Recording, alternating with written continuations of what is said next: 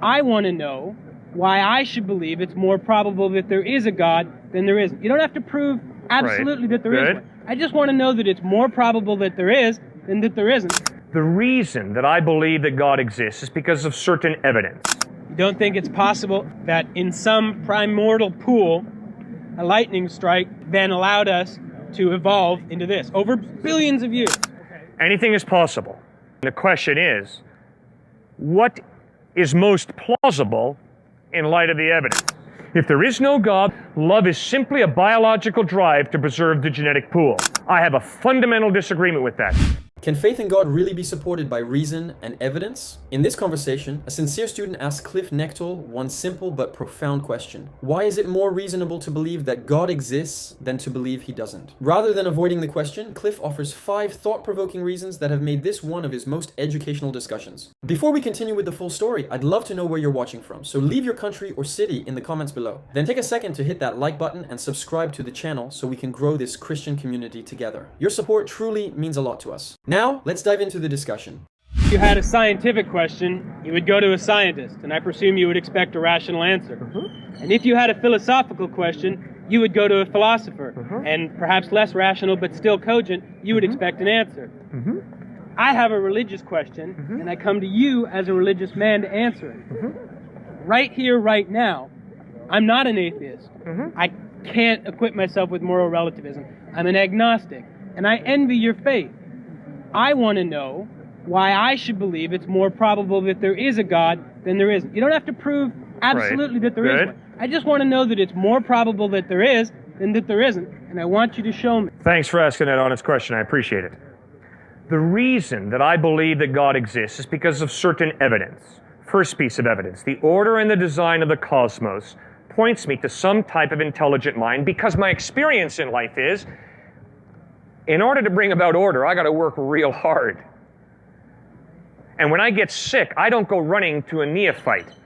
When I get really sick, I go running to a highly, highly trained doctor who understands the order and design of the human body. My experience in life is, order demands an intelligent mind behind it. It doesn't come about by chance. Second piece of evidence for me. Life, in my experience, always comes from life. I don't care if it's plant life, animal life, human life. You never get life out of non-life. In other words, you never get the animate from the inanimate. Therefore, is it more reasonable for me to believe in the beginning God, or is it more reasonable for me to believe in the beginning matter and energy? Because I only see life come from life, never life come from non-life, it's far more plausible, reasonable for me to believe in the beginning God. Third point, the moral argument. I think you've been standing here while I've been articulating it. I am convinced that although there are not many, there are at least a few moral absolutes.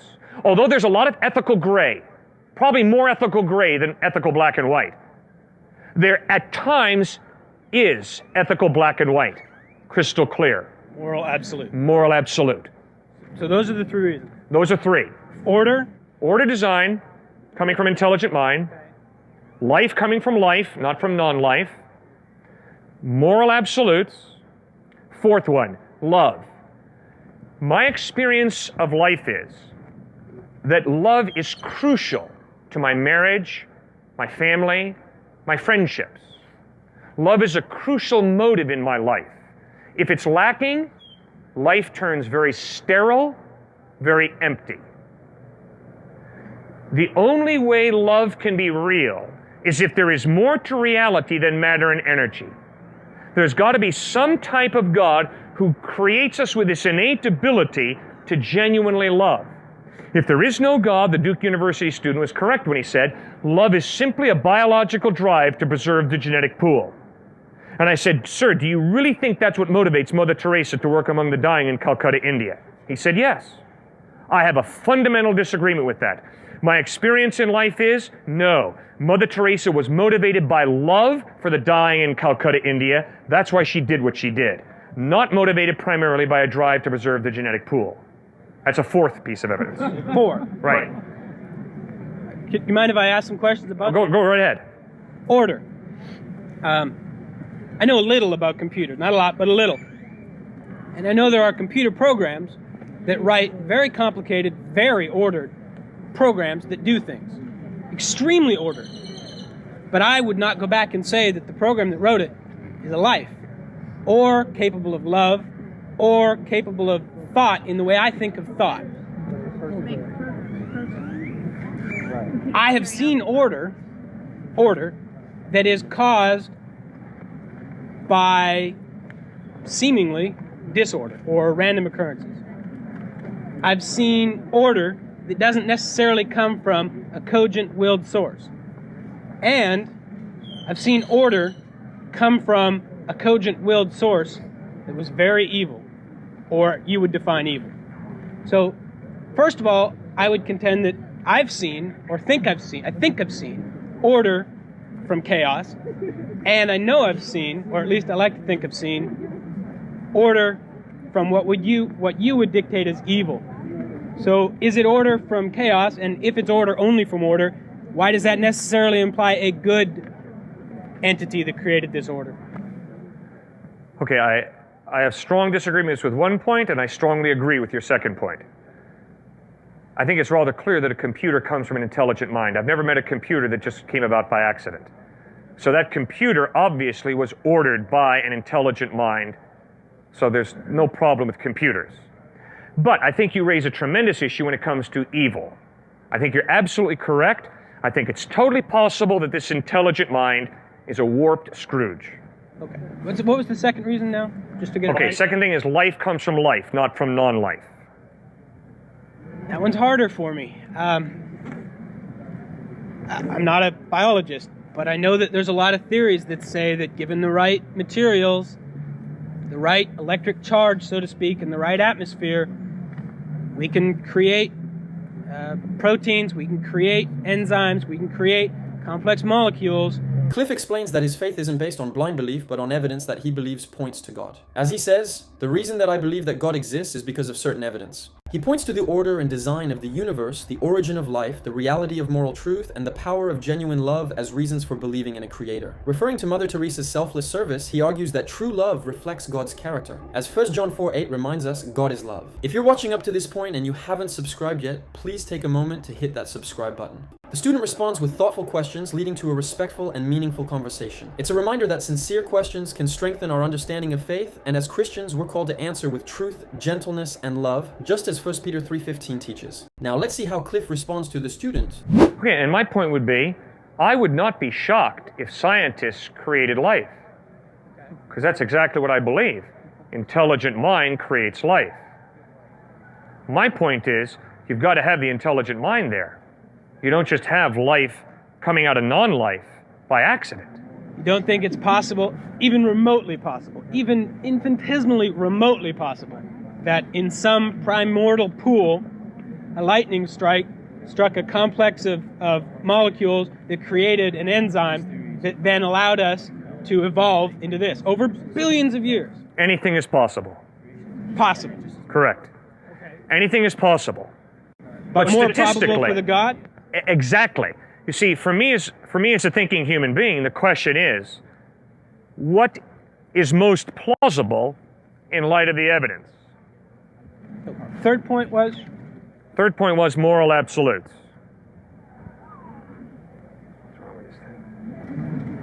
I don't have a counter for that. Fourth? Fourth point was love. That I don't understand. And I'd really benefit if you could explain it to me. Sure. I don't understand what you mean by it. Mm-hmm. And I've never experienced what you're talking about. And I'm fairly happy with my life. Mm-hmm. All right. What I'm talking about is, in the 60s, there was a riot at the Sorbonne, the French university in Paris. And a young man walked up to a bearded man and said, "Excuse me, sir, what are you rioting about?" The bearded man said, "I'm protesting this lousy world." The young man asked, "Do you believe in God?" The man said, "No, I'm an atheist." The young man asked, "Do you love anyone?" Bearded man lowered his head and said, "Yes, I love a woman by whom I've had a child, and she's dying of leukemia." The young man said, "Well, if she's dying of leukemia, why don't you ditch her and go out and get some other fox who turns you on a little more?" Bearded man hauled back and almost hit the young guy. The young guy said, "Excuse me, sir, you said there is no God." Well, if there is no God, there is no innate human ability to genuinely care for somebody else. And if this woman is losing her ability to sexually excite you because her body's falling apart due to leukemia, why don't you go out and get some other fox who turns you on a little more? And then the young man pulled out a Gospel of John where we read that there is a God, and this God is love. And when he created you and me in his image, in his likeness, he placed within you and me the innate ability to love. So every atheist loves, every agnostic loves, every theist loves. Why? Because we're human beings, not machines. We're human beings created in the image and likeness of God. Is that love the only emotion that God put in us, or are all of No. our emotions from God? No, God gave us emotions, but due to our sin, we can twist those emotions. The classic example is anger. There's nothing wrong with anger. Confronted by evil, God is angry. Confronted by evil, I should be angry. That's moral indignation. That's righteous anger. But in my selfishness, in my sinfulness, I twist anger and I lose my temper with someone because they step in front of me at the line at the airport. Don't they know who they just stepped in front of? And so I explode in a selfish type of anger, and that's sinful. We tie this with your creation ex nihilo argument, creation from nothing, and a counter to it. Everything here from God. Was there anything before God? Was there any before God? God is eternal, so there's nothing before God. Everything from God. No, not everything from God. Because God has given you and me gifts of creativity, obviously God did not make your jacket or eyeglasses. Obviously God did not build that building. And obviously if I go up to him and kick him in the jaw, that's not God kicking him in the jaw. Or if I go up to him and pull my wallet out and give him $1, it's not God giving him $1.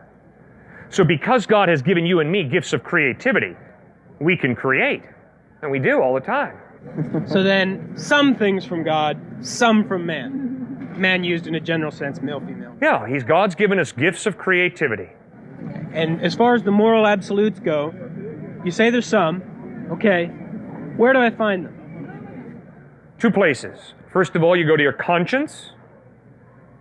And secondly, you ask, has God revealed a standard that I can measure my conscience against? Jesus Christ claimed that he was that standard, that his ethical teachings are that standard. You can find them in the Sermon on the Mount, Matthew 5 through 7. You can find them in the 10 Commandments, Exodus 20. My conscience, the first source. First one, conscience, right. That troubles me. My conscience guides my behavior very differently from what I would assume you would guide it as yourself. That's right. I'm extremely selfish and almost exclusively act in my own interest. That's right. That is how my conscience guides me. Uh-huh. Well, I dare say, though, that occasionally you experience guilt. Maybe not often, but occasionally. My point is... Really guilt. You've never experienced guilt? Not guilt. I've regretted my actions in the sense that they didn't have the outcome I thought they were. They weren't as beneficial to me as I thought they would be. That's regret, but not guilt. All right. Speaking for myself, at times I have experienced guilt, which means I am convinced that what I did was wrong.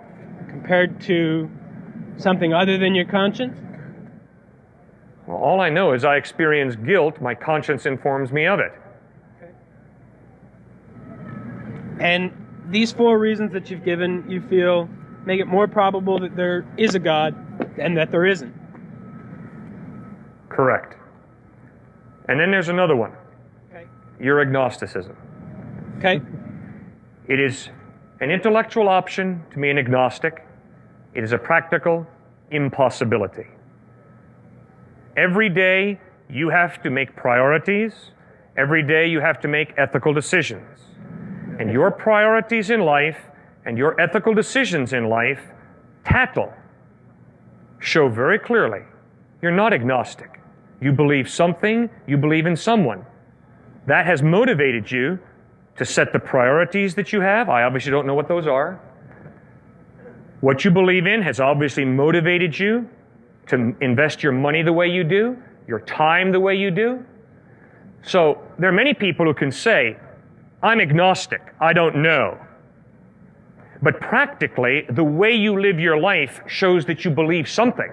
So then would it be more honest of me to say, practically, I believe in me? And yes, correct.